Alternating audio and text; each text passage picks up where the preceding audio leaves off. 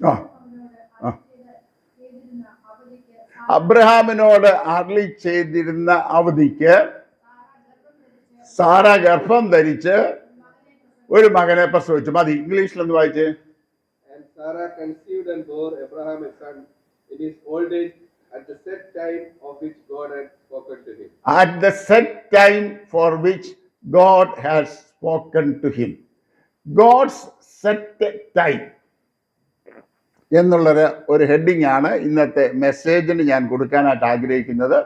എനിക്ക് ഈ മെസ്സേജ് കഴിഞ്ഞ ദിവസങ്ങളിൽ ഞാൻ ഒരുക്കിയ സമയത്ത് ഞാനൊരു ദേവദാസൻ്റെ പ്രസംഗം ഇതിൻ്റെ കുറച്ച് ഭാഗം കേട്ടു.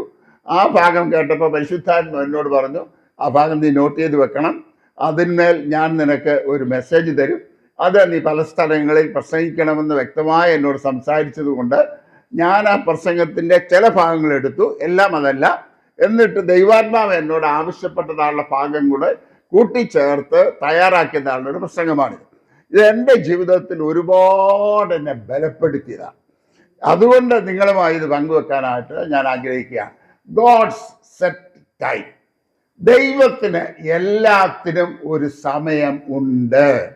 God has prepared a set time for every one of your prayers. നിന്റെ പ്രാർത്ഥനയ്ക്ക് മറുപടി നൽകാൻ, നിന്റെ ആവശ്യങ്ങളെ നിവർത്തിപ്പാൻ ദൈവത്തിന് ഒരു സെറ്റ് ടൈം ഉണ്ട്. ആ സെറ്റ് ടൈമിൽ ദൈവം അത് പ്രവർത്തിച്ചിരിക്കും. എന്തെല്ലാം ലോകത്തിന്റെ ശക്തികൾ അതിനെതിരായി വന്നാലും, എന്തെല്ലാം പ്രതികൂലങ്ങൾ അതിന് മേൽ ആഞ്ഞടിച്ചാലും, ദൈവത്തിന്റെ സമയമാകുമ്പോൾ ദൈവം അത് നിവർത്തിക്കുക തന്നെ ചെയ്യും. ഹല്ലേലൂയ.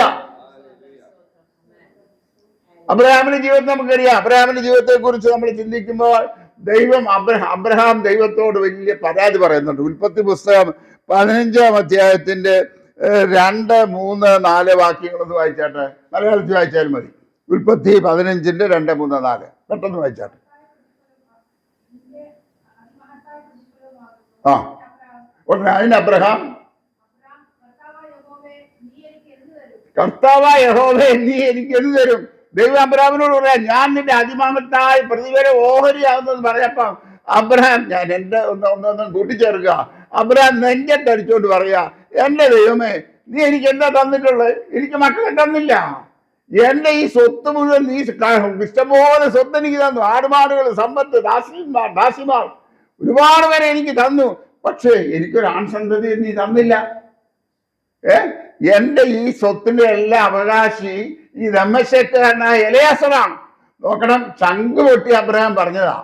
ആ സമയത്ത് ദൈവം പറഞ്ഞിട്ടുണ്ട്, അല്ല, എലയാസർ അല്ല, നിന്റെ കടിപ്രദേശത്ത് നിന്ന് ഉത്ഭവിക്കുന്ന മകൻ തന്നെ നിനക്ക് അവകാശിയാകുമെന്ന് ദൈവം അബ്രഹാമിനോട് ഏതാണ്ട് 75 വയസ്സുള്ളപ്പം പറഞ്ഞതാ.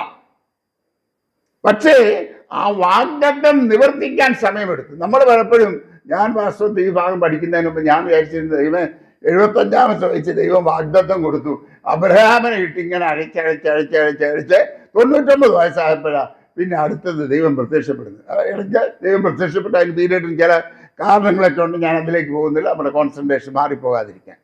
അപ്പം എന്നാൽ ഈ ഭാഗം വായിച്ചപ്പോഴാണ് ഇവിടെ പറയാണ്, at the set time of God, ദൈവത്തിന് വെച്ചിരുന്ന സമയമായപ്പോൾ ദൈവം സാറയ്ക്ക് ഒരു സന്തതിയെ നൽകി. അടുത്തോടെ നമുക്ക് വായിക്കാം. ഭാഗത്ത് അബ്രഹാമിന് ദൈവം ആദ്യം ഒരു വാഗ്ദത്തം കൊടുത്തു. He has given Abraham A promise. Secondly, he has set A time for fulfilling that promise. ആ വാഗ്ദത്തം നിവർത്തിക്കാൻ ദൈവം ഒരു സമയവും വെച്ചിരുന്നു. അതിനെക്കുറിച്ച് നമ്മൾ താഴോട്ട് ചിന്തിക്കുന്നതായുള്ള സമയത്ത് ഉൽപ്പത്തി പുസ്തകത്തിൽ തന്നെ നമ്മൾ ആ ഭാഗത്തേക്ക് നമുക്ക് കാണാനായിട്ട് സാധിക്കും. ഉൽപ്പത്തി പുസ്തകം 17-19 ഒന്നെടുത്തേ. ഉൽപ്പത്തി 17-19. ആ ആ ആ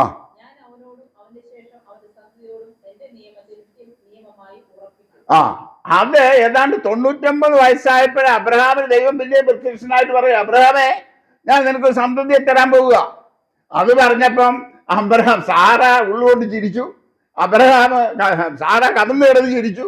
അബ്രഹാം പറഞ്ഞു, വയസ്സനായി എനിക്കിനി കുഞ്ഞുണ്ടാകാൻ പോവുകയെന്നോ? വന്ന 3 പുരുഷന്മാരുടെ കഥയൊക്കെ അറിയാം. നമുക്ക് നമ്മുടെ വിഷയമല്ല, ഞാൻ അതിലേക്കൊന്നും സ്പർശിക്കുന്നില്ല. അങ്ങോട്ടൊക്കെ കയറിയാൽ നമ്മൾ ഡൈവേർട്ട് ചെയ്തു പോകും.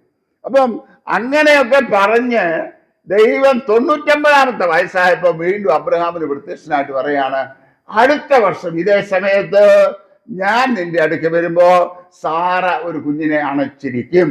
അത് പറഞ്ഞതിന് ശേഷം 21-ാം അധ്യായത്തിന്റെ 2-ാം വാക്യത്തിൽ പറയാണ്, at the set time of God, ദൈവത്തിന്റെ സമയമായപ്പോൾ ദൈവം അബ്രഹാമിന് വേണ്ടി എഴുന്നേറ്റു. ഹല്ലേലൂയ. പ്രിയമുള്ളവരെ, എപ്പോഴും ഇത് ഞാൻ താഴോട്ട് വരുമ്പോഴെല്ലാം കുറച്ചുകൂടി നിങ്ങൾ ജീവിതത്തിൽ ഉറക്കാനായിട്ട് സാധിക്കും. പുറപ്പാട് പുസ്തകം 12-ാം അധ്യായത്തിൽ അബ്രഹാമിനെ ഞാനങ്ങ് വിടുകയാണ്, ഇസ്രായേൽ മക്കളുടെ അടുത്തേക്ക് വരികയാണ്. പുറപ്പാട് പുസ്തകം 12:41 എടുത്തേ. Exodus chapter 12 verse 41. മലയാളത്തിൽ ആ ദിവസം തന്നെ ഉപയോഗിച്ചു, ഇംഗ്ലീഷ് ഉപയോഗിച്ചിരിക്കുന്ന വായിച്ചേ.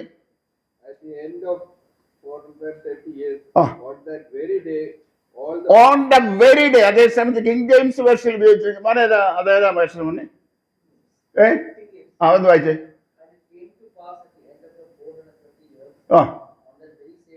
On the very same day എന്ന്. അതേസമയത്ത് വേറൊരു വേർഷൻ ഉണ്ട് എൻ്റെ ബൈബിളിൽ ഇട്ടേക്കുന്നത്. അതിനകത്ത് പറയുന്നത് at the set time of God, ദൈവത്തിന്റെ സമയമായി. അതേതാ മോനെ വേർഷൻ?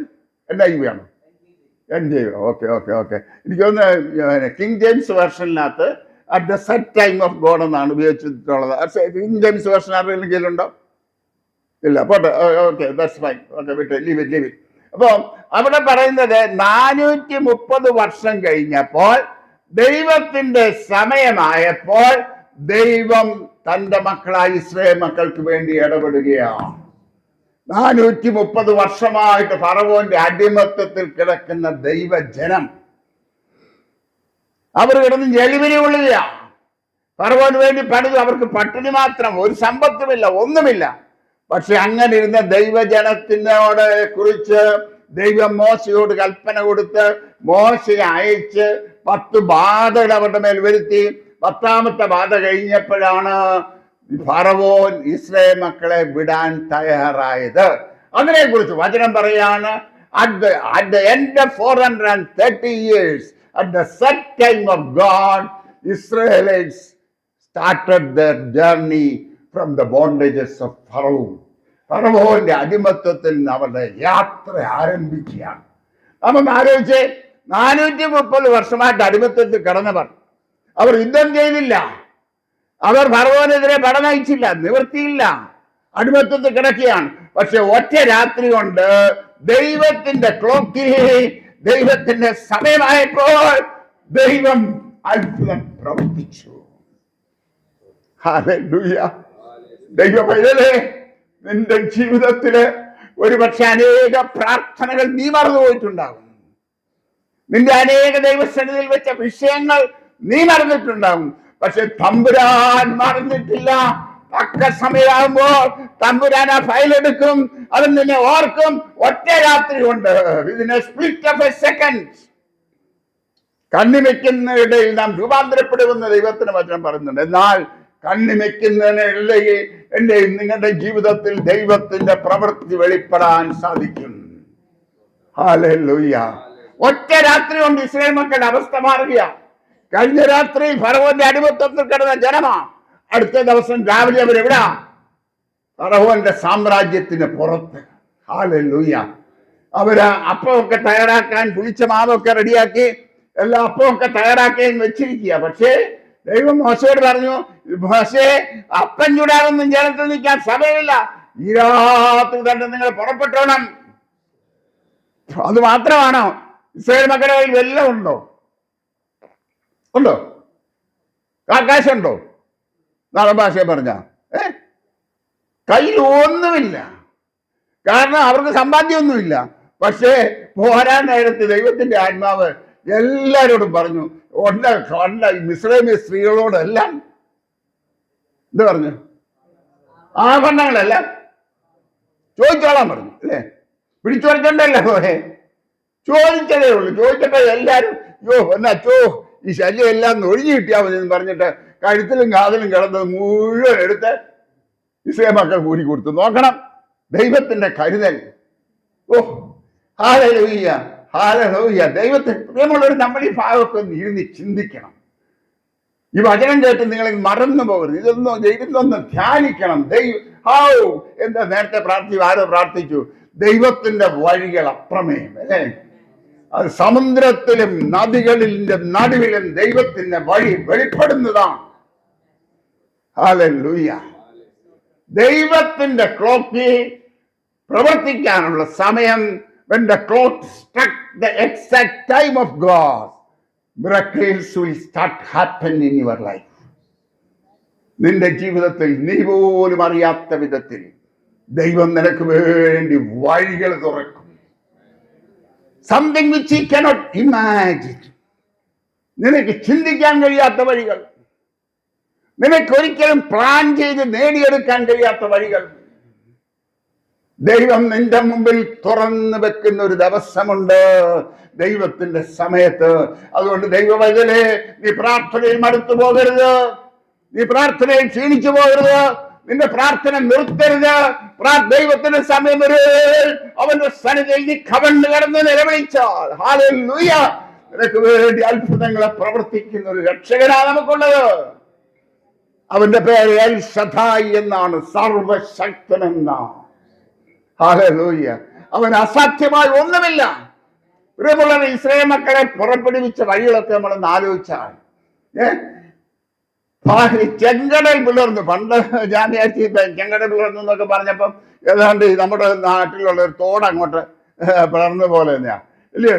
എന്തുമാത്രം ആഴവും വീതിയുമുള്ള നാട്ടിലൊരു ചെങ്കടലാ പിളർന്നത്. ഒറ്റ രാത്രി കൊണ്ട് എത്ര ലക്ഷം പേര് അക്കരെ കടന്നത്? ഇതെങ്ങനെ സംഭവിച്ചു? ഞാൻ മുമ്പ് ഇവിടെ പറഞ്ഞിട്ടുണ്ടെന്ന് എനിക്കറിയത്തില്ല. നമ്മൾ ഈ പിന്നെ TV-യിൽ ചില പക്ഷികൾ, ഈ താറാവിനെ പോലുള്ള ചില പക്ഷികൾ, പേര് ഞാൻ ഓർക്കുന്നില്ല, അതിങ്ങനെ കൊണ്ടുവന്ന് വലിയ വലിയ മലയുടെ കിഴക്കാൻ തൂക്കായ മലയിലൊക്കെയാണ് കൊണ്ടുവന്ന് കുഞ്ഞുങ്ങളെ മുട്ടയിട്ട് അവിടെ വളർത്തുന്നു. അവിടെ വളർത്തി സമയമായി കഴിയുമ്പോൾ ഈ കുഞ്ഞുങ്ങളെ എല്ലാം കൂടെ അവിടെ നിന്ന് മേളിൽ നിന്ന് ഇങ്ങനെ തള്ളി താഴോട്ടിടും. ഈ വന്ന് വീഴുന്നത് ഈ വെള്ളത്തിലാണ്. വീട് നിമിഷം മുതൽ നീന്താൻ തുടങ്ങും. അങ്ങനെ വല്ല ഇസ്രായേൽ മക്കള് എടുത്തിയാടിയോ വെള്ളത്തിന് താഴോട്ട്? ഞാനിവിടെ എങ്ങാണ്ട് ഞാൻ കുറിച്ച് വെച്ചിട്ടുണ്ട് അതിൻ്റെ ഈ പിന്നെ ഇതിൻ്റെ ചെങ്കടലിൻ്റെ ആഴവും വീതി. ഇത്ര ആഴത്തിലുള്ള ചെങ്കടൽ രണ്ടായിട്ട് പിളർന്ന് ഇസ്രായേൽ മക്കൾ എങ്ങനെ അതിൽ കൂടെ പോയി? എടുത്തിയാടിയോ? എടുത്തിയാടിൻ്റെ വല്ലവരൊക്കെ കാലൊടിഞ്ഞാൽ അല്ലേ? ഇത്ര ആഴത്തിൽ എടുത്തിയാടി. നിങ്ങളിങ്ങനെ വലിയ നിർവാഹികളായിട്ട് ഇതൊക്കെ ഒന്ന് ചിന്തിച്ചിട്ടുണ്ട്? ഈ വചനത്തിൻ്റെ ആഴങ്ങൾ, പ്രിയമുള്ളവരെ, നമ്മൾ ഇത് വായിച്ചു വിടാനുള്ളതല്ല ദൈവത്തിൻ്റെ വചനം. ഇത് ആഴത്തിലിരുന്ന് ധ്യാനിക്കാനുള്ളതാണ്. You have to ponder upon. ഞാൻ ആ വാക്ക് ഉപയോഗിക്കുക, pondering upon. ആഴത്തിൽ ധ്യാനിക്കാനുള്ളതാ ദൈവവചനം. ആഴത്തിൽ നമ്മൾ ധ്യാനിക്കുന്തോറും മുത്തുകൾ ഇങ്ങനെ പൊങ്ങി പൊങ്ങി വരും. വചനത്തിൽ ഒളിച്ചു വെച്ചിരിക്കുന്ന മുത്തുകൾ, വിലയേറിയ മുത്തുകൾ, അല്ലേ? ആ മുത്തുകൾ നമ്മൾ പ്രാപിച്ചെടുക്കണം. ഹല്ലേലൂയ. അതാ ദൈവം നമ്മളെ കുറിച്ച് ആഗ്രഹിക്കുന്നു. ഇസ്രായേൽ മക്കള് ഈ വലിയ ചെങ്കടലിൽ കൂടെ അവൻ സമുദ്രത്തിൽ ഒരു വഴിയൊരുക്കുന്നവനാണ്. Hallelujah, hallelujah. At the set time of God. ഞാൻ ആ ഭാഗം വിട്ടിട്ട് അടുത്ത ഒരു ക്യാരക്ടറിലേക്ക് പ്രവേശിക്കാനായിട്ട് ഞാൻ ആഗ്രഹിക്കുകയാണ്. അവിടെ ഒരു കാര്യം കൂടെ ഞാൻ പറയട്ടെ. ദൈവജനത്തെ വിടുവിക്കാതിരിക്കാൻ ഫറവോൻ എന്തെല്ലാം പറ്റി? എന്തെല്ലാം പറ്റി? ഇസ്രായേൽ മക്കൾ വല്ല യുദ്ധം ചെയ്തോ? നേരത്തെ ബ്രദർ പറഞ്ഞു, പൗലോസ് ബ്രദർ പറഞ്ഞ പോലെ ദാവീദ് വല്ല യുദ്ധം ചെയ്യാൻ പോയോ? ഇല്ല. ദാവീദ് ദൈവസേനയെ വിളിച്ചു, അത്രേ ഉള്ളൂ. ഇസ്രായേൽ മക്കള് അവർക്ക് യുദ്ധം ചെയ്യാൻ അവരുടെ കയ്യിൽ ആയുധമില്ല, അതിനുള്ള കഴിവില്ല. ഫറവോനും സൈന്യം എന്നൊക്കെ പറഞ്ഞാൽ, അന്നത്തെ കാലത്തെ ഫറവോന്യ സൈന്യം എന്നൊക്കെ പറഞ്ഞാൽ ഭയങ്കര പവർഫുൾ ആയിട്ടുള്ള മൈറ്റി ആർമിയാണ്. ആ ആർമിയോടെ യുദ്ധം ചെയ്യാനെന്നുള്ള കപ്പാസിറ്റി ഒന്നും ഇസ്രായേൽ മക്കൾക്കില്ല. പക്ഷെ ദൈവം തന്നെ അവർക്ക് വേണ്ടി ഇറങ്ങി വരിക, അല്ലേ? നോക്കിക്കേ, ഈ അവിടെ ഒന്ന് രണ്ട് കാര്യങ്ങൾ പറയാൻ ദൈവത്തിൻ്റെ ആത്മാവിനെ നിർബന്ധിക്കുക. ഇസ്രായേൽ മക്കൾ ഇറങ്ങി വന്നു. പകുതിയായപ്പം ദൈവത്തിൻ്റെ ആത്മാവ് ഫറവോനെ ചൂട് പിടിപ്പിച്ചു. ഫറവോന്റെ അടുത്ത് കഠിനമാക്കി. അത് കഴിഞ്ഞപ്പോഴാ ഫറവോന് സൈന്യം മുഴുവൻ അയ്യോ 430 വർഷമായിട്ട് നമ്മുടെ അടിമവേല ചെയ്തിരുന്ന ജനം മുഴുവൻ ഒറ്റ രാത്രിയിൽ നമ്മുടെ രാജ്യം വിട്ടുപോയി, നമ്മുടെ അടിമത്തത്തിൽ പോയി. എന്തൊരു അബദ്ധം നമ്മൾ കാണിച്ചത്. ഫറവോന് സൈന്യം പുറകെ, ഫറവോന്റെ രഥങ്ങൾ, അഗ്നിരഥങ്ങൾ എല്ലാം പുറകെ വരികയാണ്, പാഞ്ഞു വരികയാണ്. പാഞ്ഞു വന്ന് ഇസ്രായേൽ മക്കൾ അപ്പുറം കടന്നു കഴിഞ്ഞപ്പോ ഫറവോനും കൂട്ടരും എവിടെത്തി? ചെങ്കടലിന്റെ നടുക്കടൽ. അപ്പം ദൈവം മോശയോട് പറഞ്ഞു, മോശേ വടിയൊന്ന് നീട്ടിക്കോ. മോശ വടിയൊന്ന് നീട്ടി. ഫറവോനും സൈന്യവും ചെങ്കടലിൽ മുങ്ങിത്താണു. എന്താ ദൈവം ചെയ്തെന്നറിയാമോ? അവിടെ നിങ്ങൾ ശ്രദ്ധിക്കണം ഈ കാര്യം.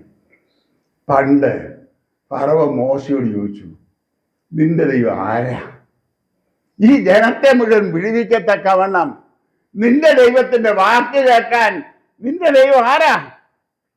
അപ്പൊ തമ്പുരാനൊരു മറുപടി കൊടുക്കണമായിരുന്നു.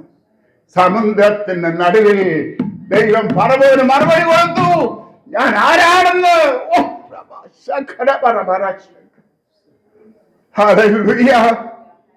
ദൈവജനമേ, നിനക്കെതിരെ ആയുധങ്ങൾ പണിയുന്നവരോട്, നിനക്കെതിരെ കൂട്ടുകെട്ടുകൾ ഉണ്ടാക്കുന്നവരോട് നീ യുദ്ധം ചെയ്യാൻ പോകണ്ട, നീ പണിയാൻ പോകണ്ട. അവരുടെ അഹിതോഫലിന്റെ ആലോചന നിഷ്ഫലമാക്കി അതേ ദൈവം നിനക്കെതിരെ ഉണ്ടാകുന്ന കൂട്ടുകെട്ടുകളെ അവൻ തകർക്കുന്ന ദൈവമോ. നിന്നെ ഒരു നാടൻ ഭാഷ പറഞ്ഞ ഒരു ചുക്കും പിശാചിന് ചെയ്യാൻ പറ്റത്തില്ല. നീ ദൈവവൈദ്യനാണോ? നീ കർത്താവിന്റെ സംരക്ഷണത്തിന്റെ കീഴിലാണ്.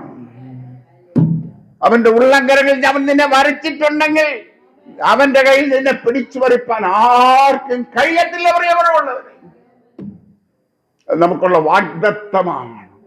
പിശാച് നമുക്ക് എത്ര എതിരെ തന്ത്രങ്ങൾ മെനക്കിയാലും, എന്തെല്ലാം പോരുകൾ നമ്മൾ നേരെ അഴിച്ചുവിട്ടാലും, ഏതെല്ലാം വിധത്തിൽ അവൻ നമുക്കെതിരെ പ്ലാനുകൾ, വ്യക്തികളെ ഉപയോഗിച്ച് പ്ലാൻ ചെയ്താൽ, ഞാനത് എടുത്തു പറയുക. പിശാച് എങ്ങനെ പ്രവർത്തിക്കുന്നത്? അവൻ വ്യക്തികളിൽ കൂടെയാ. ഒന്നുകിൽ നമ്മുടെ സുപ്പീരിയർ ഓഫീസർ, അല്ലെങ്കിൽ നമ്മുടെ മക്കൾ, അല്ലെങ്കിൽ നമ്മുടെ ഭാര്യ, അല്ലെങ്കിൽ നമ്മുടെ ഭർത്താവ്, നമ്മുടെ അയൽവക്കത്തുകാർ, ഇവരെയൊക്കെ പിശാച് ഉപയോഗിക്കും. നമ്മൾ ഇവരോടൊന്നും യുദ്ധം ചെയ്യാൻ പോകരുത്. നമുക്ക് യുദ്ധമുള്ളത് ആരോടാ? വാഴ്ചകളോടും അധികാരങ്ങളോടും. ഈ ലോകത്തിന്റെ വാഴ്ചകളോടും അധികാരങ്ങളോടുമാണ് നമുക്ക് യുദ്ധമുള്ളത്. നമുക്ക് വ്യക്തികളോട് യുദ്ധമില്ല, ആരോടും നമുക്ക് പകയില്ല, ആരോടും നമുക്ക് വിദ്വേഷമില്ല. നമുക്ക് യുദ്ധമുള്ളത് അന്ധകാര ശക്തികളോട് മാത്രമാണ്. അതുകൊണ്ട് നാം ആരോടും യുദ്ധം ചെയ്യരുത്. നമ്മൾ ആരോടും പക വീട്ടാൻ പോകരുത്. ആരെക്കുറിച്ചും ദോഷം ചിന്തിക്കരുത്. ആരോടും ദോഷം പ്രവർത്തിക്കരുത്. മറിച്ച് നാം കഴിവുള്ളിടത്തോളം എല്ലാവർക്കും നന്മ ആചരിക്കണം. ഞാൻ മുമ്പോട്ട് പോകട്ടെ. അടുത്ത ഒരു വ്യക്തിത്വത്തിലേക്ക് ഞാൻ പ്രവേശിക്കാൻ ആഗ്രഹിക്കുകയാണ്. യോസേഫിന്റെ ചരിത്രം നമുക്കെല്ലാം നല്ലതുപോലെ അറിയാം. അതിന് മുമ്പ് ഒരു കാര്യം കൂടെ പറഞ്ഞോട്ടെ. 2 ശമൂവേൽ 24:1 എടുത്ത്. 2 ശമൂവേൽ chapter 24 verse 1.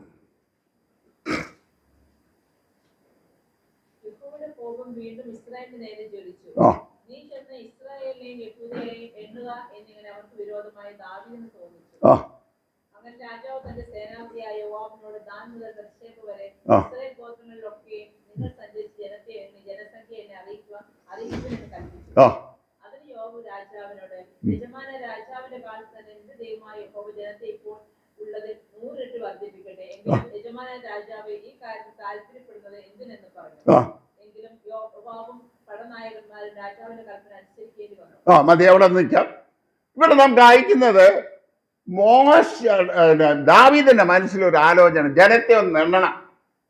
യഹോവ എവിടെ തോന്നിച്ചെന്നാണ് ഈ ഭാഗത്ത് എഴുതിയിരിക്കുന്നത്. പക്ഷെ വേറൊരു ഭാഗത്ത് കാണുന്നത് സാത്താൻ അവനെ തോൽപ്പിച്ചു എന്ന് വ്യക്തമായിട്ട് വേറൊരു ഭാഗത്ത് പറയുന്നുണ്ട്. ആ ഭാഗം ഞാൻ എടുക്കാൻ വിട്ടുപോയി. അതത്ര മനസ്സിലാക്കിയാൽ മതി. ഏതായാലും ദാവീദ് എണ്ണം എടുത്തു കഴിഞ്ഞപ്പോൾ ദാവീദിന്റെ ഉള്ളിൽ കുത്തുകൊണ്ടു. ഈ ദാവീദിനുണ്ടായിരുന്ന ഏറ്റവും വലിയ ഗുണം അതാ, അല്ലേ? അവൻ എന്തെങ്കിലും തെറ്റ്, ശൗല് തന്നെ കൊല്ലാൻ പുറകെ നടക്കുന്ന ശൗൽ രാജാവിനെ കൈ കിട്ടിയിട്ട് ദാവീദ് എന്തോ ചെയ്തു? അവന്റെ വസ്ത്രത്തിന്റെ അഗ്രം ഒരല്പം മുറിച്ചെടുത്തു. പക്ഷെ ആ അഗ്രം അല്പം മുറിച്ചെടുത്തിട്ട് പോലും ദാവീദ് മനസാക്ഷി കുത്തി. അയ്യോ, ദൈവത്തിന്റെ അഭിഷക്തനെതിരായി ഞാൻ കൈയോങ്ങി. ദാവീദ് തനിക്ക് പറ്റി അബദ്ധം പറയാ. ദാവീദിന്റെ വലിയ മനോഭാവം നോക്കാണ്. ആ ദാവീദിന് അവന് തോന്നിക്കുകയാണ്, ജനത്തെ എണ്ണണം. പ്രഭുക്കന്മാരും സൈന്യാധിപന്മാരും ഒക്കെ പറഞ്ഞു, രാജാവെ ചെയ്യരുത്, രാജാവിന് ആവശ്യമില്ല, ധാരാളമായി ജനം പെരുകട്ടെ, ദൈവം അങ്ങയുടെ ജനത്തെ അനുഗ്രഹിക്കും, അതുകൊണ്ട് ഇത് എണ്ണി പാപം ചെയ്യരുത്. ഇത് എത്ര പറഞ്ഞിട്ടും ദാവീദ് സമ്മതിച്ചില്ല. എണ്ണി കഴിഞ്ഞ ഉടനെ കുത്തുകൊണ്ടു കഴിഞ്ഞപ്പോൾ ദൈവത്തിന്റെ ദൂതൻ പ്രവാചകനെ അയച്ചു. പ്രവാചകൻ ചെന്നിട്ട് ദാവീദിനോട് പറയുക, ദാവീദേ, നീ ജനത്തെ എണ്ണിയില്ലയോ? അതുകൊണ്ട് ഞാനിതാ 3 കാര്യങ്ങൾ നിന്റെ മുമ്പിൽ വെക്കുക. എന്തൊക്കെയാ 3 കാര്യങ്ങളെന്ന് 24:12 വായിച്ച്. ആ ആ ആ ആ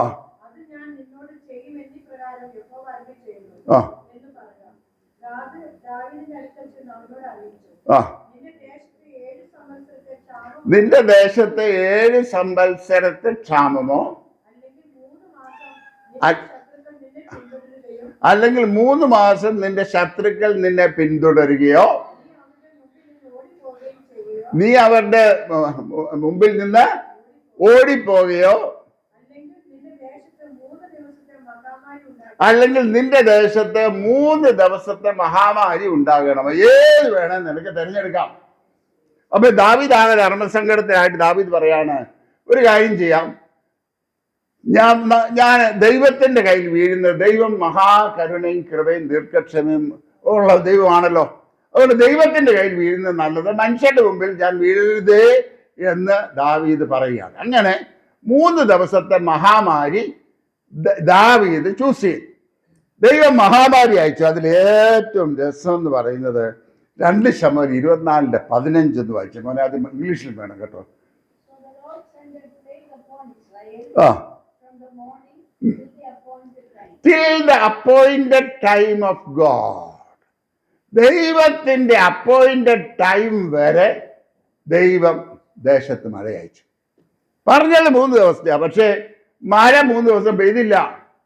ജനം ചാകുന്നത് കണ്ടപ്പോൾ ദൈവത്തിന് മനസ്സരിവ് തോന്നിയിട്ട് ദൈവം കൽപ്പിക്കുകയാണ് ദൂതനോട്, മതി, till the appointed time, till the set time of God. അപ്പം ദൈവം ശിക്ഷിച്ചാലും it is also only for a set time of God. Only for a set time. ദൈവം നമുക്ക് ബാലശിക്ഷ തരുന്ന ദൈവം തന്നെയാ. ചിലർ പറയും ദൈവത്തെ പിൻപറ്റി കഴിഞ്ഞാൽ പിന്നെ രോഗമില്ല, ദുഃഖമില്ല, കണ്ണുനീരില്ല, എല്ലാം സമൃദ്ധി സമൃദ്ധി സമൃദ്ധി സമൃദ്ധി. സമൃദ്ധിയുടെ സുവിശേഷം ഒരുപാട് നമ്മൾ കേൾക്കുന്നതാണ്. അത് ഒരു കാര്യം ഓർക്കണം, ദൈവത്തെ പിൻപറ്റുന്നവനും എന്തുണ്ട്? ബാലശിക്ഷ ഉണ്ട്.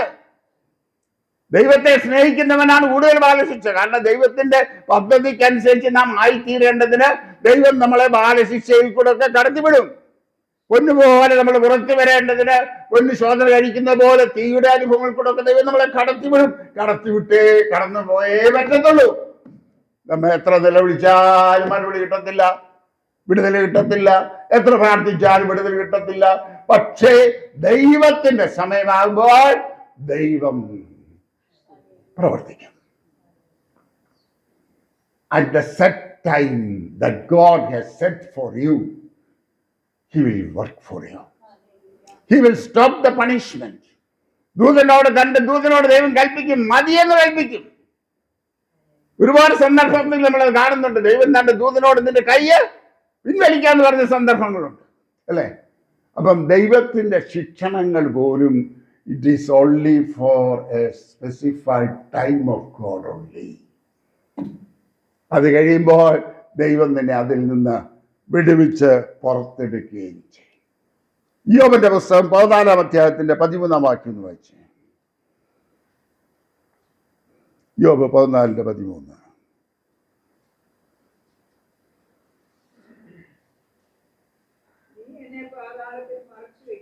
ആ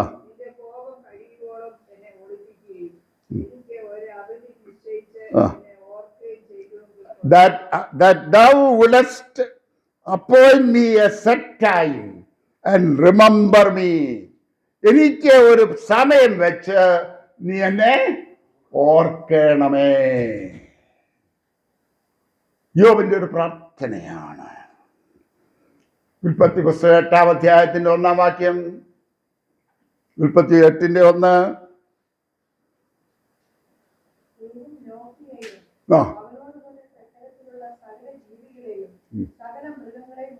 ഓർത്തു. ദൈവം ഓർക്കുന്ന ദൈവമാണ്.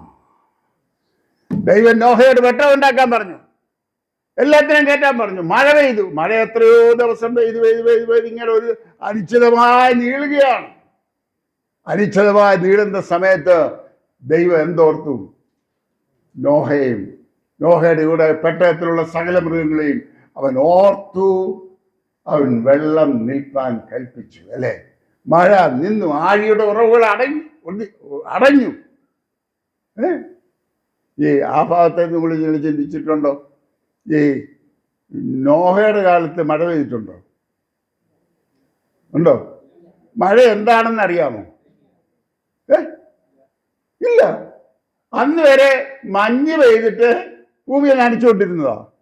അപ്പനെ ഒരു സുപ്രഭാതത്തില് നോഹ വല്യപ്പച്ചനോട് തമ്പുരാൻ പറയാ, നോഹേ, ഞാൻ ഭൂമിയെ നശിപ്പിക്കാൻ പോവുക. എങ്ങനെ നശിപ്പിക്കാൻ പോകുന്നത്? ജലപ്രളയം കൊണ്ട്. അതുകൊണ്ട് നീ ഒരു വെട്ടം ഉണ്ടാക്കണം.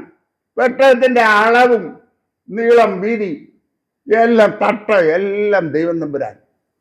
പിന്നെ ഒരു വാതിലും ദൈവം വെച്ചു. വാതിലെവിടാ? അതിലെവിടാ?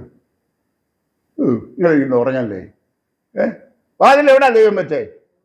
വെട്ടത്തിന്റെ മുകളിലാ വാതിൽ വെച്ചേ. നോക്കണം, ദൈവം തമ്പുരാൻ എഞ്ചിനീയറിംഗ് എഫിഷ്യൻസി അല്ലേ? ദൈവം തമ്പുരാൻ അറിയാം വെള്ളം പൊങ്ങുമ്പോ വാതിലെവിടെ വേണം? എൻ്റെ ദൈവ വൈതലേ, നിന്റെ ജീവിതത്തെ എങ്ങനെ കൊണ്ടുപോകണമെന്നും എവിടെ കൂടൊക്കെ കൊണ്ടുപോകണമെന്നും ആരൊക്കെ നിന്റെ ജീവിതത്തിൽ നീയുമായിട്ട് ബന്ധപ്പെടണമെന്നും ദൈവം നിനക്ക് വേണ്ടി മുന്നമേ സെറ്റ് ചെയ്ത് വെച്ചിട്ടുണ്ട്. ഹല്ലേലൂയ. ദൈവം സമയമാകുന്നതിനെ ഓർക്കും. വെസ്റ്റന് ഇപ്പൊ ചിന്തിക്കുക, എത്ര നാളായിട്ട് നല്ലൊരു ഭാര്യയെ കിട്ടാൻ വേണ്ടി ഇങ്ങനെ പ്രാർത്ഥിച്ചുകൊണ്ടിരിക്കുക, ഇനി എപ്പോഴാ മറുപടി കിട്ടുന്നതെന്ന് ഇങ്ങനെ ആലോചിച്ചുകൊണ്ടിരിക്കുക. വെസ്റ്റിൻ ദൈവം തമ്പുരാൻ പറയാൻ പോലെ സമയമാകുമ്പോ ഞാൻ നിനക്ക് വേണ്ടി കരുതിക്കൊള്ളൂടാ. നമ്മള് ബ്ലസ്സിയുടെ കല്യാണത്തിന് വേണ്ടി എത്ര ഭാരപ്പെട്ടു അല്ലേ ബാബു? ഞങ്ങളും കുടുംബം ഒത്തിരി പ്രാർത്ഥിച്ച അല്ലേ? ആന്നോ? അതൊന്നും ഉറക്കെ പറ, അതേക്ക് ഒരു ജീവനില്ലല്ലോ. ചിത്രയുടെ കല്യാണത്തിനോ? എന്ത് ഒത്തിരി പ്രാർത്ഥിച്ചതാ അല്ലേ? നമ്മളെല്ലാം സഭയായിട്ട് പ്രാർത്ഥിച്ചതാ. തമ്പുരാന്റെ സമയമായപ്പോ ദൈവം തമ്പുരാൻ എതിരെ കൂടെ ഒക്കെ കൊണ്ടുവന്നേ. രണ്ടുപേരെ നമുക്കറിയാം. ഇവരെ മുമ്പ് വല്ലതും അറിയാമായിരുന്നു? അല്ല. സമയമായപ്പോ ദൈവം തമ്പുരാൻ കൂട്ടിച്ചേർത്തു. ഞാൻ എൻ്റെ ഭാര്യയും അവള് ചെങ്ങണ്ടു കിടക്കുന്നു, ഞാൻ കുണ്ടറ കിടക്കുന്നു. അന്ന് ഇത് വല്ലതും ഉണ്ടോ? ഫോണ് വല്ലതും ഉണ്ടോ? മൊബൈലുണ്ടോ? എൻ്റെ ബന്ധു തന്നെ ഒരു ഉപദേശി ആ ബാവയുടെ വീട്ടിൻ്റെ മുന്നിൽ കൂടെ പോയപ്പം ഉപദേശിക്ക് തോന്നി, എൻ്റെ ഒരു ബന്ധു കൂടാ, ഈ വീട്ടിലൊന്ന് കയറണം, പ്രാർത്ഥിക്കണം. അവിടെ ചെന്നു. അപ്പം ഇവളുടെ അപ്പച്ചനും അമ്മച്ചും ഏത് ദൈവദാസനും വന്നാലും സൽക്കരിക്കുകയും വേണ്ട ഒക്കെ ചെയ്തു കൊടുക്കുകയും ചെയ്യുന്ന ഒരു കുടുംബമാണ്. അപ്പം അവിടെ കയറി ഇങ്ങനെ കഴിഞ്ഞപ്പം ചോദിച്ചു, എന്തുണ്ട്? അപ്പം ഇവളെ കണ്ടു. മോടെ കല്യാണം കഴിഞ്ഞില്ലയോ? ഇല്ല. ഞാൻ നല്ലൊരു ആലോചന പറയട്ടെ. അപ്പം അദ്ദേഹത്തിന് ബന്ധുവാന്നൊന്നും മിണ്ടതേ ഇല്ല. ഇങ്ങനൊരു പയ്യനുണ്ട്, പിന്നെ നല്ല സൂപ്പർലെറ്റീവ് ഡിഗ്രിയിൽ അദ്ദേഹം അങ്ങോട്ട് അടിച്ചു കൊടുത്തു അവിടെ. അത് കഴിഞ്ഞപ്പോഴാണ് ഈ ആലോചന വന്നതും ഇങ്ങനെ കല്യാണം നടക്കാനായിട്ടൊക്കെ ഇടയായത്. അപ്പം ഞാൻ പറഞ്ഞുകൊണ്ട് വന്നത് എന്താണെന്ന് ചോദിച്ചാൽ, ദൈവ പൈതലേ, നീ ദൈവത്തിൻ്റെ പൈതലാണോ? നീ ദൈവഹിതത്തിൽ നിൽക്കുന്ന പൈതലാണോ? നിന്റെ ചെറുതും വലുതുമായിട്ടുള്ള എല്ലാ ആവശ്യങ്ങളും തക്ക സമയത്ത് നിന്നെ നിവർത്തിച്ച്, നിന്നെ മാനിച്ച്, നിന്റെ തല ഉയർത്തി നിന്നെ നിർത്തുന്ന ദൈവമാണ്. അതുകൊണ്ടാണ് സങ്കീർത്തനക്കാരൻ പറയാ, എൻ്റെ രക്ഷ, എൻ്റെ മഹിമ, എൻ്റെ തല ഉയർത്തുന്നവൻ. അവനെന്റെ രക്ഷയാ, എന്റെ മഹിമയാ, എന്റെ തല ഉയർത്തുന്നവനാ, അല്ലേ? അനുവിനോട് ചോദിച്ചാൽ പറയും, അല്ലേ? ഇതെല്ലാം പ്രാപ്തതകൾ കിട്ടും, അല്ലേ? ആരെങ്കിലും ജയിച്ചോ? ഇപ്പം കിടന്ന് വെള്ളം കുടിക്കുക, അല്ലേ? കറണ്ട് അവിടുന്ന് ഇവിടുന്ന് വാങ്ങാനായിട്ട് കിടന്ന് പാടുവിടുക. അനുവിന്റെ വില ഇപ്പോഴാണ് അവർ മനസ്സിലാക്കുന്നത്. ഞാൻ പറഞ്ഞത് പ്രിയമുള്ളത്, ഒരു അല്പനാളത്തേക്ക് നമുക്ക് കുറച്ച് ബുദ്ധിമുട്ടും പ്രയാസമൊക്കെ ഉണ്ടാകും. പക്ഷെ ഓർത്തോണം, നമ്മുടെ ഉടയവനുണ്ട്. പൗലോസ് പറയുന്നുണ്ട്, ഞാൻ സേവിച്ചു നിൽക്കുന്ന എൻ്റെ ഉടയവൻ. ഓ hallelujah, we have got an owner who is responsible for us. നമുക്ക് ഉത്തരവാദിയായ ഒരു യജമാനുണ്ട്. അതിൽ കൂടി നമുക്ക് എന്തോ വേണം? എന്തിനാ നമ്മൾ ക്ഷീണിക്കുന്നേ? എന്തിനാ തളരുന്നേ? എന്തിനാ പതറുന്നേ? എന്തിനാ മനസ്സ് മടുത്തു പോകുന്നത്? ഹല്ലേലൂയ, നിനക്ക് വേണ്ടി കരുതുന്നവൻ, അല്ലേ? മലയാളത്തിലൊരു പാട്ടുണ്ടല്ലോ, കരുതുന്നവൻ ഞാനല്ലയോ, കലങ്ങുന്നത് എന്തിനു നീ, കണ്ണുനീരിൻ താഴ്വരയിൽ നിന്നെ മറക്കാത്ത ദൈവം, നിന്നെ ഓർക്കുന്ന ദൈവം. നോഹയെ ഓർത്തവൻ, യോശുവയെ ഓർത്തവൻ. ഹല്ലേലൂയ, സിംഹത്തിന്റെ കുഴിയിൽ കിടന്ന ദാനിയേലിനെ ഓർത്തവൻ, തീയിലേക്ക് എറിയപ്പെട്ട ശദ്രക്ക് മേശയ്ക്ക് അബേദ്നെഗോവിന്റെ നടുവിൽ നാലാമനായ അഗ്നിയിൽ പ്രത്യക്ഷപ്പെട്ടവൻ. ഹല്ലേലൂയ, പത്മോസ് ദ്വീപിലേക്ക് നാടുകടത്തപ്പെട്ട് ഇനി മരണം മാത്രം പ്രതീക്ഷിച്ച് ചുറ്റുപാടും കഴുകന്മാർ പറക്കുന്ന നാട്ടിൽ എവിടെ നോക്കിയാലും വെല്ലുകൾ മാത്രം, അസ്ഥികൾ മാത്രം, അതിന്റെ നടുവിൽ കിടക്കുന്ന തന്റെ ദാസനായ യോഹന്നാന് വേണ്ടി പ്രത്യക്ഷപ്പെടുന്ന ഒരു ദൈവം. ഹല്ലേലൂയ, ഹല്ലേലൂയ, ഓ ഹല്ലേലൂയ. ഇതാ, ഇവനാണ് നമ്മുടെ കർത്താവ്, ഇവനാണ് എൻ്റെ രക്ഷിതാവ്, ഇവനാണ് എൻ്റെ ഉടയവൻ, ഇവനാണ് എൻ്റെ സർവത്തിനും സർവവും. ഹല്ലേലൂയ, അല്ലേ? മലയാളത്തിലൊരു പാട്ടുണ്ട്, നീ എൻ്റെ സർവവും, നീ എനിക്ക് ഉള്ളവൻ. ഹല്ലേലൂയ, ആ പാട്ടൊക്കെ നമുക്ക് കണ്ണു നിറഞ്ഞല്ലാതെ പാടാൻ പറ്റത്തില്ല. നമ്മുടെ സർവത്തിനും സർവവും നമ്മുടെ കർത്താവാണ്. മുമ്പോട്ട് പോകട്ടെ, അടുത്തൊരു ക്യാരക്ടറിനെ കൂടെ ഞാൻ എടുക്കാനായിട്ട് ആഗ്രഹിക്കുക. ആരാണെന്ന് നിങ്ങൾക്ക് ഊഹിക്കാമോ? കറക്റ്റ്, യോസേഫ്. യോസേഫിന് ഒരു സ്വപ്നം കിട്ടി. എത്രാമത്തെ വയസ്സിലാ? നീ മിണ്ടാതിരുന്നു.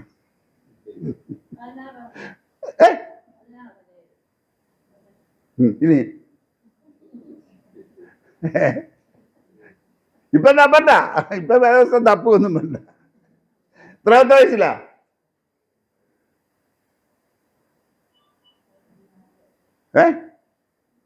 പതിനാലോ?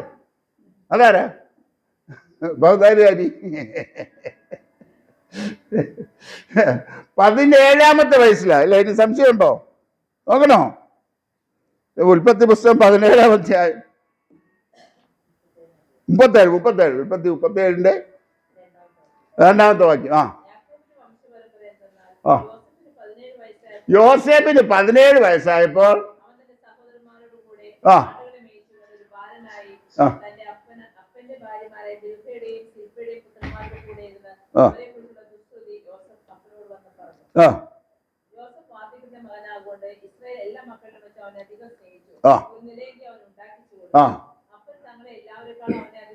അപ്പൻ തങ്ങളെ എല്ലാവരെക്കാളും അവനെ അധികം സ്നേഹിച്ചത് കൊണ്ട് അവന്റെ സഹോദരന്മാർ കണ്ടിട്ട് അവനെ പകച്ചു. അവനോട് സമാധാനമായി സംസാരിക്കാൻ അവർക്ക് കഴിഞ്ഞില്ല. യോസഫ് ഒരു സ്വപ്നം കണ്ടു. എത്രാമത്തെ വയസ്സിലാ? ഇനി മറക്കല്ലേ. എത്ര എത്ര എത്ര ഞങ്ങൾ ഈ സാറുമാരെങ്ങനാ? പിന്നെ ചിലപ്പോൾ ഞങ്ങൾ എഴുന്നേപ്പിച്ച് നിർത്തിച്ചൊക്കെ പറയിപ്പിക്കും വീണ്ടും വീണ്ടും, മറന്നു പോകാതിരിക്കാൻ, അല്ലേ? ഒരു കാര്യം നമ്മൾ റിപ്പീറ്റഡായിട്ട് പറഞ്ഞു കഴിയുമ്പോൾ നമ്മുടെ മെമ്മറി ചിപ്പിൽ അതങ്ങ് ആഴത്തിൽ പതിയും. അതൊക്കെ ഇന്ന് ആ ശാസ്ത്രം കണ്ടുപിടിച്ചത്. പണ്ട് തമ്പുരാൻ നമ്മുടെ ബ്രെയിൻ അങ്ങനെ സൃഷ്ടിച്ചു വെച്ചത്. ഈ ഞാൻ ഒരു ഡോക്ടർ നമ്പൂതിരിപ്പാടുണ്ടായിരുന്നു, ലുധിയാന മെഡിക്കൽ കോളേജിലെ ന്യൂറോളജി പ്രൊഫസർ. അദ്ദേഹം ലുധിയാന മെഡിക്കൽ കോളേജിൻ്റെ ഡയറക്ടറായിട്ടൊക്കെ റിട്ടയർ ഇന്നില്ല. പയ്യോളിക്കാരനൊരു നമ്പൂതിരിയാണ്. അദ്ദേഹം കർത്താവിനെ ഇംഗ്ലണ്ടിൽ വെച്ച് ഒരു പാവപ്പെട്ട നേഴ്സ് പെൺകുട്ടിയുടെ സാക്ഷ്യം മുഖാന്തരം രക്ഷിക്കപ്പെട്ടു വന്ന മനുഷ്യൻ. ഞാൻ അദ്ദേഹത്തെ കൂടെ താമസിച്ചിട്ടുണ്ട് ഒരു ക്യാമ്പിൽ വെച്ച്. അദ്ദേഹത്തിൻ്റെ പ്രസംഗം കേട്ടിട്ടുണ്ട്. അപ്പോൾ അദ്ദേഹം പറഞ്ഞൊരു കാര്യമാണ്, ഞാൻ ഈ തലച്ചോറിനെ കുറിച്ച് പഠിച്ചപ്പോൾ ആണ് എനിക്ക് മനസ്സിലായി, അമ്പമ്പോ ദൈവത്തമ്പുരാന്റെ ജ്ഞാനം. നമ്മുടെ ലോകത്തിലേക്കും ഏറ്റവും വലിയ ബുദ്ധിമാന്റെ ഒരു ചെറിയ പെർസെൻറ്റേജ് അവൻ ഉപയോഗിക്കുന്നുള്ളൂ. എത്ര എന്ന് പറയാമോ?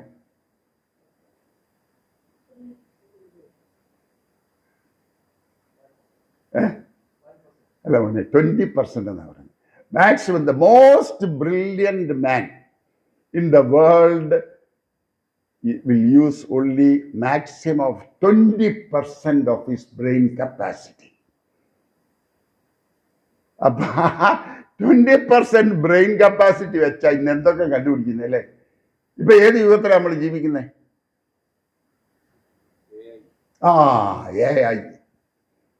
ഏയും അയ്യും. അപ്പൊ ഈ യുഗത്തിലാ ഇതൊക്കെ കണ്ടുപിടിച്ചത് നമ്മുടെ ബ്രെയിനാ. ഈ ബ്രെയിനെ സൃഷ്ടിച്ച ദൈവം ആരാ?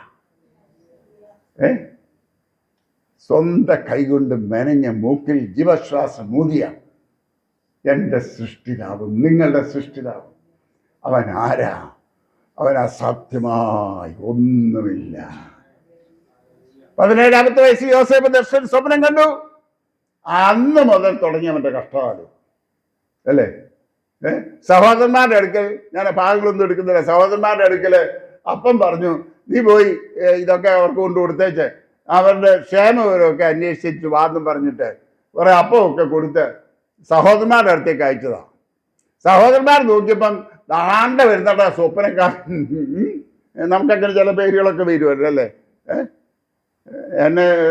ഞാൻ പഠിക്കുന്ന സമയത്ത്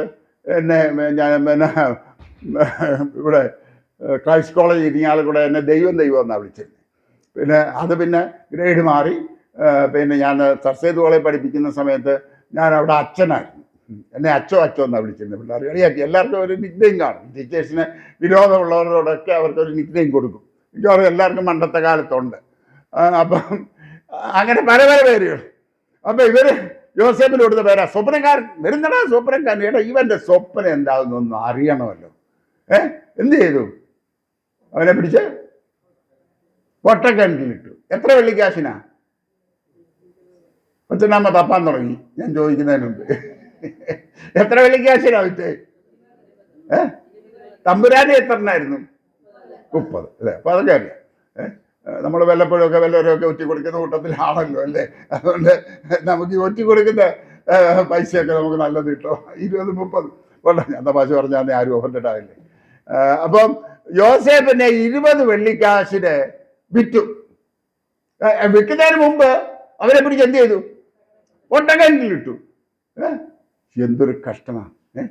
സ്വന്തം സഹോദരന്മാരുടെ ക്ഷേമം അന്വേഷിക്കാൻ അവർക്ക് അവിടെ ഭക്ഷണവും കൊണ്ടുവന്നപ്പം സഹോദരന്മാരെല്ലാം അവിടെ കണ്ണി ചോരയില്ലാതെ പിടിച്ചവരെ പൊട്ടക്കണ്ടിലിട്ടിട്ട് പറയാം, ഇനി ഇവൻ്റെ സ്വപ്നം എന്താകുമെന്ന് അറിയണം.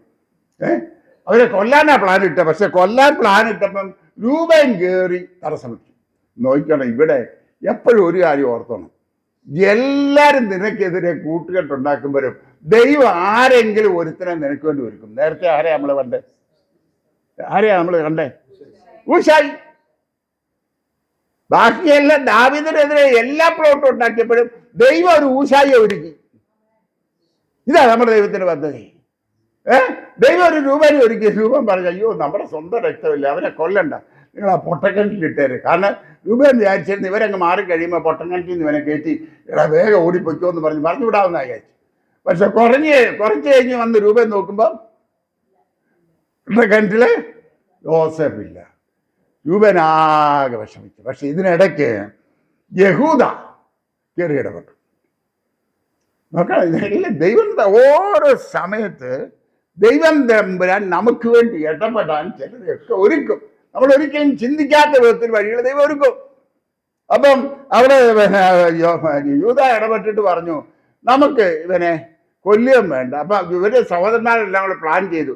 യോസഫിന്റെ വസ്ത്രം ഉരിഞ്ഞ് കയ്യിലുണ്ട്. കാരണം ഒരു ആട്ടിൻകുട്ടിയെ കൊന്ന് അതിൻ്റെ രക്തത്തിൽ കുപ്പായം മുക്കി അപ്പൻ്റെ അടുത്ത് കൊണ്ടുവന്ന്, നിന്റെ മകനാണോ നിന്റെ കുപ്പായമാണോ എന്ന് നോക്ക്, ഇത് ഇവനെ എന്തോ ചെന്നായി കടിച്ചു കീറിയെന്ന് പറഞ്ഞ് കഥയുണ്ടാക്കിക്കൊണ്ടാണ് ഇവരെ കൊല്ലാൻ പ്ലാനിട്ട്. അപ്പം അവിടെ ആദ്യം രൂപൻ രക്ഷിച്ചു. പൊട്ടക്കിണറ്റിലിട്ട് കഴിഞ്ഞപ്പം പിന്നെ അവിടെ യൂദ ഇടപെട്ടു. പൊട്ടക്കിണറ്റിലിട്ടേച്ച് അങ്ങനെ നിന്നപ്പോഴാണ് യൂദ പറഞ്ഞു, അയ്യോ നമ്മൾ ഇവനെ സഹോദരനെ പൊട്ടക്കിണറ്റിലിടണ്ട, ഇവനെ നമുക്ക് വിറ്റ് കളയാം, കച്ചവടക്കാർക്ക് വിൽക്കാം. അവിടെ ഒരു കാര്യം നിങ്ങൾ ശ്രദ്ധിക്കണം കേട്ടോ, ശ്രദ്ധിച്ച് പഠിച്ച ഒരു കാര്യം മനസ്സിലാക്കും. ഇവനെ യോസേഫിനെ കയറ്റി വിറ്റു, കച്ചവടക്കാർക്ക് വിറ്റു. പക്ഷെ ആ കച്ചവടക്കാരാരായിരുന്നു അറിയാമോ? മിദ്യാന്യരൊക്കെ ആയിരുന്നു. സുഗന്ധദ്രവ്യങ്ങൾ വിൽക്കുന്നതായിരുന്നു. കുറച്ചുകൂടെ ഒന്ന് ആഴത്തിലോട്ടൊന്ന് കയറിക്ക്. ഇവര് വാസ്തവത്തിൽ ചരിത്രം പറയുന്നത് ഈ ഫറവോന്റെ കൊട്ടാരത്തിലുള്ള പ്രധാനപ്പെട്ട ഒഫീഷ്യൽസിനും ഫറവോനും ഒക്കെ വേണ്ടിയ സുഗന്ധദ്രവ്യങ്ങളും പലവ്യഞ്ജനങ്ങളും ഒക്കെ, വിലയേറിയ സുഗന്ധദ്രവ്യങ്ങളും പലവ്യഞ്ജനങ്ങളും കൊട്ടാരത്തിൽ വിൽക്കാൻ സ്വാതന്ത്ര്യമുള്ളവരായിരുന്നു. നോക്കണം, എത്രയോ കച്ചവടക്കാരത് പോയി കാണും. പക്ഷെ ദൈവം തമ്പുരാൻ യോസേഫിനെ ഏൽപ്പിച്ച എവിടാ? രാജകൊട്ടാരത്തിൽ കയറി ഇറങ്ങുന്നവരുടെ കയ്യിലാണ്. അതുകൊണ്ട് യോസേഫ് എവിടെ ചെന്ന് വിട്ടു? പൊത്തിഫറിന്റെ ഭവനത്തിൽ. ഇതൊക്കെ നിങ്ങൾ ശാന്തമായിരുന്നു പഠിക്കണം പ്രിയമാണ്. യോസേഫ് എത്തിപ്പെട്ടത് പൊത്തിഫറിന്റെ ഭവനത്തിലാണ്. പൊത്തിഫർ ആരായിരുന്നു? പടയാളികളുടെ ക്യാപ്റ്റൻ അല്ലേ? പ്രധാനപ്പെട്ട ഒരു ഓഫീസർ, ഒരു അകമ്പടി നായകൻ. അപ്പൊ പൊത്തിഫറിന്റെ ഭവനത്തിൽ ചെന്നുപെട്ട് വാസ്തവത്തിൽ ഞാൻ നേരം വിചാരിക്കുക യോസഫ് വിചാരിച്ചാണ് ഏതായാലും ഫറവോന്റെ സിംഹാസനത്തിലൊന്നും വന്നില്ലെങ്കിലും ഇപ്പൊ എവിടെ വന്നു? ഫറവോന്റെ കൊട്ടാരത്തിന് അടുത്താണ് അകമ്പടി നായകന്റെയും കൊട്ടാരം. അപ്പൊ ഇപ്പൊ എവിടായി? ഫറവോന്റെ കൊട്ടാരത്തിന്റെ അടുത്തായി അല്ലേ? അപ്പൊ ഇനി എന്തെങ്കിലും ഒരു നാളിനി അങ്ങോട്ടേക്ക് പോകാമെന്നൊക്കെ ഉള്ള പ്രത്യാശയൊക്കെ യോസേഫിന് ഉണ്ടായി കാണും. നമ്മളെപ്പോലുള്ള ആളാണെങ്കിൽ. ഇതിലൊന്നും ബാധിക്കാത്ത ആളാണെന്നുണ്ടെങ്കിൽ ഇവിടെ പോട്ടെ, അത് നമ്മുടെ വിഷയമല്ല. അപ്പൊ അങ്ങനെ ഇരിക്കുമ്പോഴാണ് അവിടെ ഒട്ടക്കണ്ടി അവിടെ പൊത്തിഫറിന്റെ ഭവനത്തിൽ ഇരിക്കുമ്പോഴാ പൊത്തിഫറിന്റെ ഭാര്യയ്ക്ക് ഇവനോട് ഇഷ്ടം തോന്നി. അവരുമായി ശയിക്കാനായിട്ട് യോസേഫിനെ നിർബന്ധിക്കാൻ തുടങ്ങി.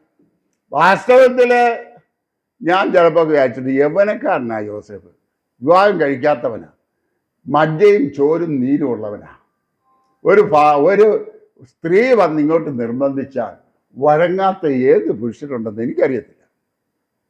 ഞാൻ പലപ്പോഴും അന്തം വിട്ടിട്ടുണ്ട് യോസേഫിൻ്റെ കമ്മിറ്റ്മെൻറ്റ്. പക്ഷെ യോസേഫ് അവളോട് പറയാണ്, നിന്നെ അല്ലാതെ ആരെയും എൻ്റെ യജമാനൻ എനിക്ക് വിരോധിച്ചിട്ടില്ല. ഞാൻ നിന്നോടല്ല പാപം ചെയ്യുന്നത്, ദൈവത്തോടെ പാപം ചെയ്യുന്നത്, ഞാനത് ചെയ്യത്തില്ല. പക്ഷെ അതിൻ്റെ ഫലമായിട്ട് എന്ത് വന്നു?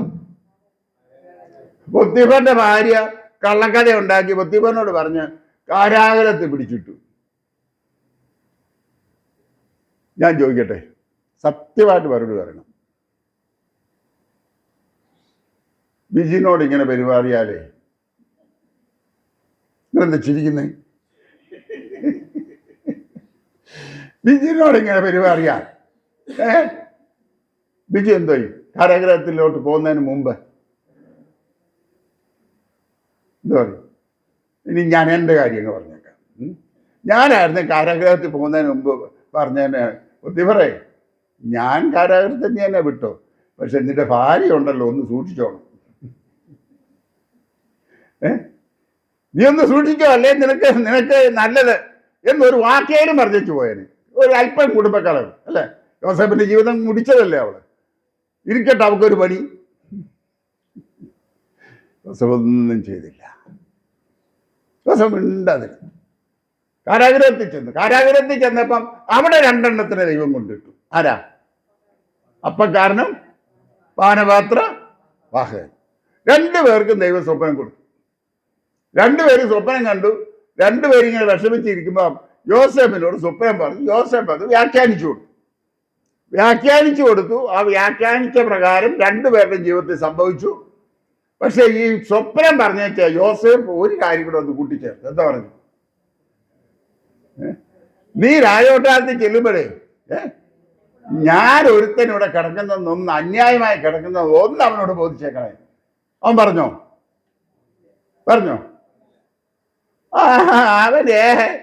അവനാ കാര്യം നടന്നുപോയി. സ്വന്തം കാര്യം സിന്ദാബാദ്. അവന്റെ കാര്യം നടന്നു കഴിഞ്ഞപ്പോ യോസേഫ് പറഞ്ഞതുപോലെ അവൻ മറന്നുപോയി. പക്ഷേ അവൻ പറഞ്ഞാലും തമ്പുരാൻ മറന്നില്ല. തമ്പുരാൻ തക്ക സമയമായപ്പോൾ എന്ത് ചെയ്തു? രാജാവിനൊരു സ്വപ്നം കൊടുത്തു.